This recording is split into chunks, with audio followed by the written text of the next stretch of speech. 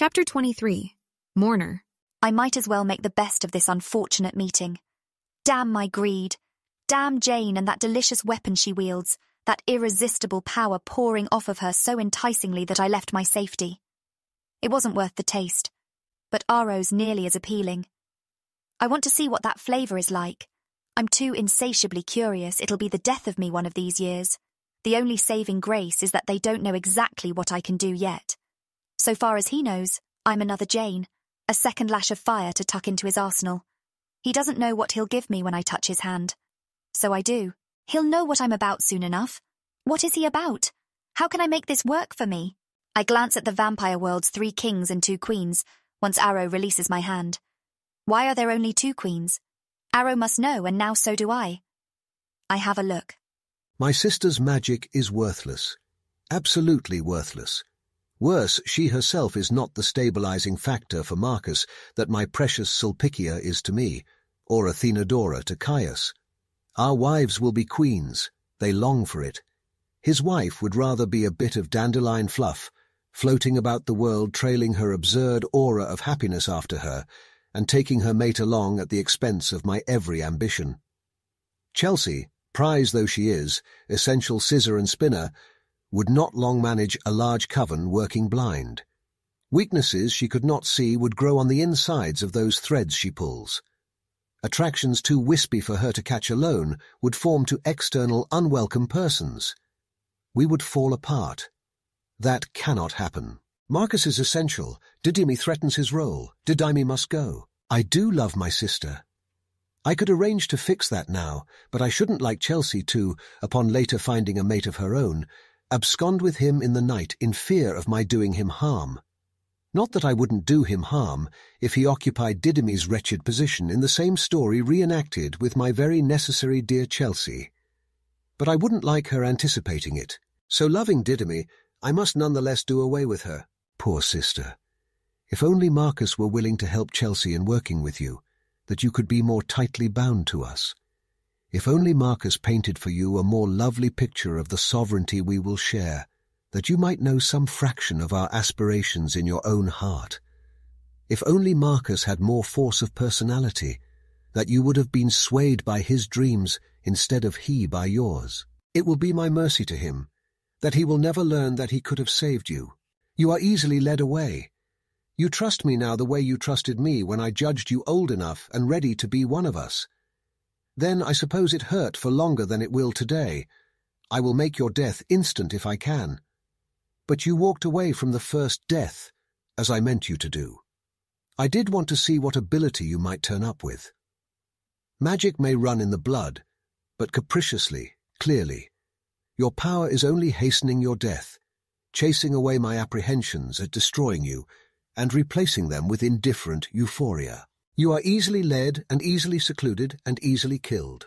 I read your last thoughts, one more day of them to pile on since the last time I embraced you, and you do not even realize what I have done. A coven of 2 is nearby. They will deny everything. Of course. That would be only natural. What else would they do? I'll take their thoughts, declare them guilty. Marcus and I will fall upon them in revenge. Oh, lost sister, if it had been those who took your life, I truly would kill them in revenge. And Chelsea will do her work. Marcus will be on hand to help her. Ah, beloved sister, we will build such a kingdom. Your sacrifice will be not in vain. How very, very intriguing. Aro is looking at me with considerable interest. I produce what I hope is a beatific smile and catch his hand again. I think at him, knowing quite well that he'll listen to my new thoughts when I try to communicate like this. Something that you wouldn't like me to say aloud. But there is no reason for us to be enemies. Why don't we see what we can work out that suits the both of us? I glance speculatively at Caius and his Athenadora, then over at lonely Marcus. Aro, to his credit, does not let the mask of cordial, fascinated pleasure leave his face, and it's customary enough for him to freeze in place like this when he's reading someone. Yes? He replies after a moment of amusingly frenzied calculation. Do let's. Elspeth? Said Jake, waving his hand in front of my face. Didymi, I said. What about her? Asked Maggie. That's what Aro didn't want Addie to tell anyone. I breathed. How Didymi died. Aro killed her. He did? asked Siobhan, sounding mildly stunned. It would certainly fracture the Volturi if they all knew. I'm not sure if it would actually destroy them for that to get out. A lot of the guard are loyal to Aro personally, aren't they? Yeah, I said, Renata included. And plenty have no mates to worry about. How badly does Chelsea need Marcus? Siobhan asked. How much can she do on her own, given the scenario where he makes a fuss, gets himself killed, and no one else wants to make a commotion about it? Every time somebody's managed to leave the Volturi, it's been when, or just after Marcus was called away for a long time. I murmured, thinking of Eleazar's departure with Carmen and a few similar cases. When him and Arrow and Caius all go off to deal with something in the field, even if Chelsea stays home, somebody can break loose. Usually they let them. They never wanted to make it really obvious that joining them is supposed to be a one-time decision. I'm not sure how long it would take for it to fall apart more deeply than that. Give me a minute. I closed my eyes and spun through moments memory presented as representative. Eleazar and Carmen extending their regrets to Arrow and striking off on their own.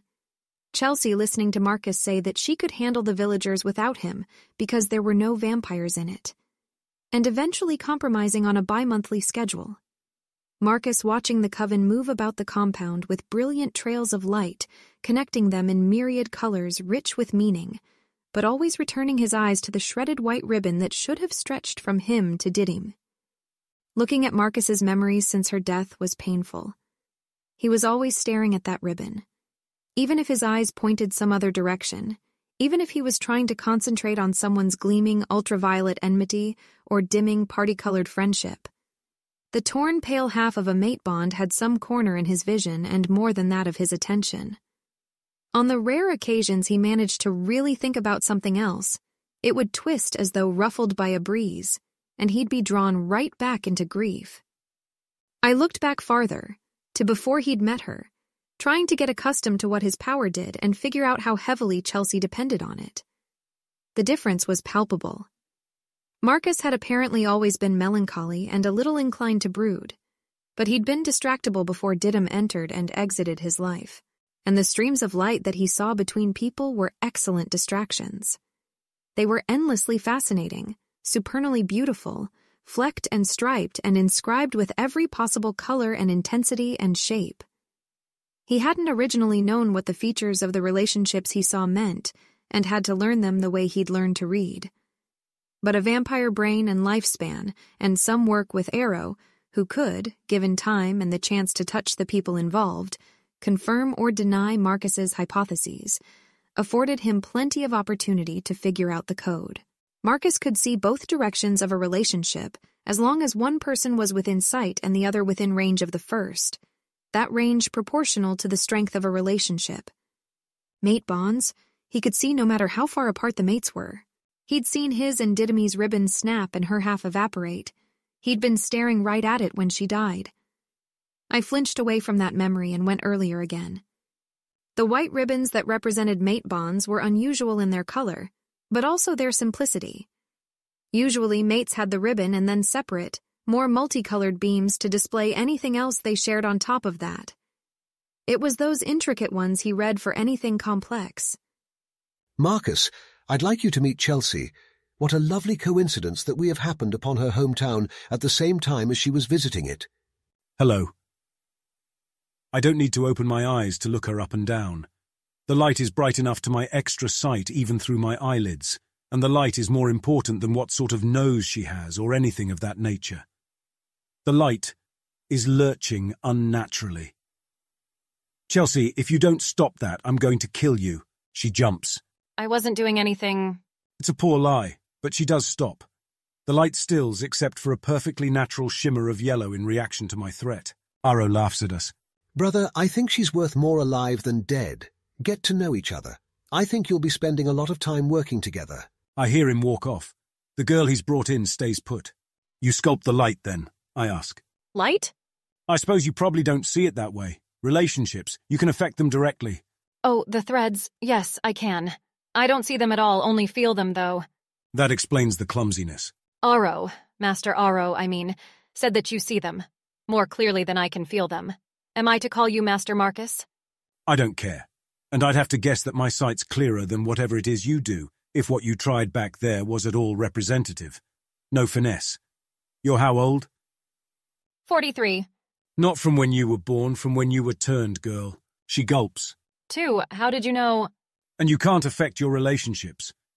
Or not the halves of them that exist in your mind, anyway. Can you even tell they're there? Untidy, conflicted mess. And it's obvious. You couldn't have been an immortal for 43 years and still be nursing anything like that little love-hate relationship with your father. Yes, that'll be him. I've never seen that shade of mauve anywhere else. It would have dimmed by now if you'd been among us long, or brightened if he'd turned too. But no, there it is. He was hard on you, and you resent him, but at the same time you haven't killed him yet. Probably can't make up your mind. You admit he was instrumental in making you who you are, and is he looking after your niece? You've a dead sister who left a daughter behind. I open my eyes just in time to watch her jaw fall open. How can you… Plainer, I say, than the nose on your face. I shrug. I wouldn't have seen the bit about your family if we weren't in their town. They're close by, And is that a cousin? She just died, it's fading quickly. Did you kill her? Yes, She says, a defiant twist of black darkening the nascent coil of light between us. I don't care, I say. Why do you think I would? There's a lot of dark green speckled with clusters of pale pink specks there, glowing erratically. She's impressed with me, in spite of herself.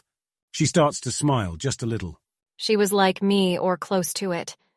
When Master Arrow explained what he wanted of me, I decided that she had to die. I don't want to outlive my value. That explains the brown patterning on their relationship. I'm starting to think it's characteristic of Arrow to back people into such corners so they need to resort to more drastic securing of their positions than they would normally bother with. And did she have your disagreeable habit of pulling the strings of anyone she was introduced to? I ask. I don't know. You're right. I can't feel detail at all. I can't see what I'm doing, let alone what she was doing. She swallows, sways a little, and a cayenne wire wraps around our shared strand of light. Supplication. She acknowledges me as an authority, albeit not as much as she does Arrow, and she has some hope that I'll be a benevolent one. Marcus. What do you want? I do have some sensation. She says, an unpleasant wheedling note in her voice. Don't you like me at all? Is there something to like? I'm really not sure what Arrow means to do with her, although I imagine he has some design in mind. It would be rather unlike him not to. Chelsea makes an unbecoming noise. Master Arrow warned me that you might not let me make you love me. She murmured. Some of the thinner rays in grey and eggshell to persons I can't identify now make more sense. They look almost characteristic of what I've seen when one person tolerates the presence of a second they don't actually like for a steady source of admiration or compliments or similar. She has no fine discernment at all, but she knows what she likes, certainly. She likes whatever it feels like to her when people are fond of her. As I said, I reply, if you do that to me, I'm going to kill you. Good day. I go to find Arrow, meaning to ask him just what he has planned for this girl. Marcus is good, I summarized, pushing Jake's hand away from where it was waving in front of my face again. He's really good when he's on his game. Chelsea's learned in her millennia, but she still needs his help for anything that will hold up for long. I'm not sure, but I give it maybe a month or two without Marcus's help before the Volturi start fragmenting into more normal-sized covens and individuals. Some of them probably fighting each other before scattering, even if none of the others were particularly upset over Didymu. I shook my head in disbelief. I didn't realize while I was there what a big deal he is, because he didn't come to the village much. But the village is wolves and humans, not vampires. Way better suited to living in big groups. Vampires don't usually hang out in bunches of more than, 4 or 5 at a time, if they aren't vegetarian. Maggie whistled. Okay, wow, so it made sense for Arrow to worry that Addie would tell on him. I nodded. But I frowned.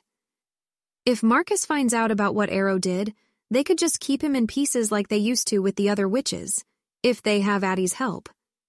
My father's the only one they're still holding that way. You seem so concerned for his welfare, said Liam dryly. I hate it that they ever did that to anyone, but I only know how to undo Chelsea's work in the one direction, I said stiffly. Anyway, now that Marcus has the memories, I think he does. Anyway, he was probably close enough to get caught in the blast. He will eventually find out how Didymi died. The only reason he might not realize it immediately is that she didn't know, and if I were him, I'd look at her own memories first, not at Arrow or the coven he pinned her death on. That means that the Volturi are either going to fall apart, eventually, or get Addie back in the coven. Unless they find another way to replace Marcus or get a better version of Chelsea before they splinter. Which doesn't seem likely, said Siobhan, although she was looking at me for confirmation. I had the strange sensation that I had somehow turned into an authority figure, which made me feel a little like I was perched somewhere very high, and also liable to fall off of it at any time. I like attention. I don't have any experience with responsibility. Probably not, I said. There was Chelsea's cousin, but she died thousands of years ago. They haven't found anyone with a similar power to her or Marcus since, that they know about. And they went back to Chelsea's hometown a couple decades later and checked out the rest of her family just in case, too. Chelsea didn't like that, but they didn't find anything. Siobhan nodded. Okay, she said. So the Volturi are either doomed, or they're going to get Addie back, or something very unlikely is going to happen. But even doomed, they can be very destructive on the way down. And then what? They haven't been doing an admirable job lately, but they did keep our species in check for a couple millennia, the threat of them and their actual enforcement when a problem cropped up. Power vacuum, murmured Maggie. To an outrageous degree, said Siobhan. As the news gets out, we'll have immortal children and newborn armies, and daywalking and uncovered feeding. Humans have been able to kill us, given sufficient dedication and numbers since they discovered fire. Nowadays, I give it 6 months or less between our existence being public knowledge and them developing some contraption that will let them kill us, as easy as we kill them or they kill each other. Bright side, an incentive for somebody to invent lightsabers, said Jake. Nobody laughed. He sighed. This is serious, said Maggie. There are a lot of covens who would just love to turn the first couple dozen people they see and train them up into an army and send them after their enemies. It's happened. Within my lifetime even, though I've never seen it. I have personally seen a woman who desperately wanted an immortal child and only didn't go kidnap someone's primary schooler and turn him because she knew the Volturi would find out sooner or later and kill them both. She shuddered, probably thinking of Molly. I myself have had to be way more restrained and cautious than I would have bothered with if there weren't consequences. Sure, sorry, muttered Jake. He looked at Siobhan. Given any thought to the thing where humans might not want to kill you if you didn't treat them like snacks? It's crossed my mind, said Siobhan gravely, giving him a chastising look.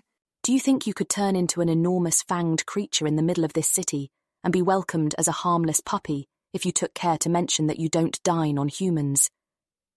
Do you really think that I could swear off human blood this hour and be acknowledged thereafter as a valuable member of society who they shouldn't burn to ashes? She aimed her thumb at Ilario. This fellow hasn't eaten anyone in his life. He's still a vampire. He'll be tarred with the same brush as any of us. Humans are stupid. They're stupid in different ways than vampires. You can't, for instance, predict what a human is going to do based on the information that he or she is married, and can't expect that all of their large-scale alliances will fall apart without magical help. But they are still stupid. What about Elspeth? Jake asked, troubled. Siobhan eyed me consideringly. Safer than me, probably safer than you. She looks cute and harmless, doesn't turn into anything more intimidating. She's never killed anybody and she can prove it just by saying so. All things considered, I think she could be okay in a world without our secrets. Anyway, it's everyone's problem if the Volturi collapse, which is now a very, very serious risk. That should help with collecting help at least. She started pacing again, having paused in place while I wasn't paying attention. What else? I feel like I should ask. Maggie said. Siobhan, are actually going to help us, or do you still want to stay out of it like you told Carlisle? Is there, said Ilario dryly, a coherent us? I don't know, said Siobhan frankly, seeming to cover both questions with one response. I'll admit, My priority is the status quo on this island. Ireland is mine. It's been mine for centuries. I'm not ready to give it up.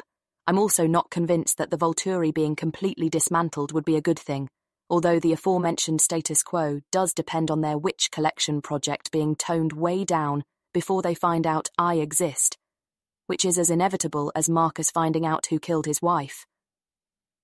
What do you lot want? I blinked rapidly, reminded uncannily of my mother, though she and Siobhan looked nothing alike. It would help if I knew where we can cooperate before trying to work out how we're going to do that. She was looking at everybody but Liam, and none of us seemed to know who should go first.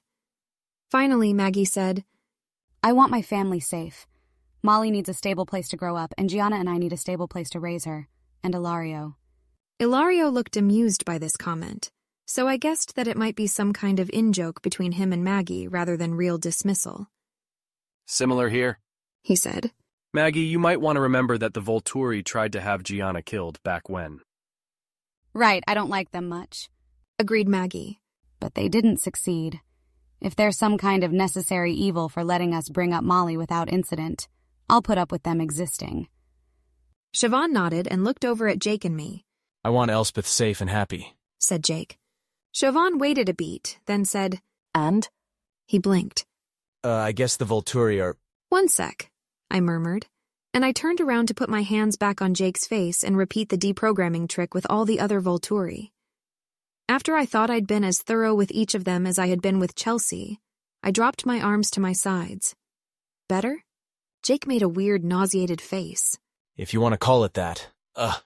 And I was only there for a little over a month. My sisters. Okay, with Elspeth safe and happy, I want those Lee. He glanced around at the vampires, all waiting for him to finish uttering the slur. Of the supernatural world gone. I guess some of the guard could get moved into a new administration or something. That's a lot of maybe potentially good witches to toss after the bad, but it can't go on like this. I want the wolves independent of or at least equal to the vampires, not a private conscript army. Siobhan nodded and looked at me. Elspeth, what do you want? I don't know, I said.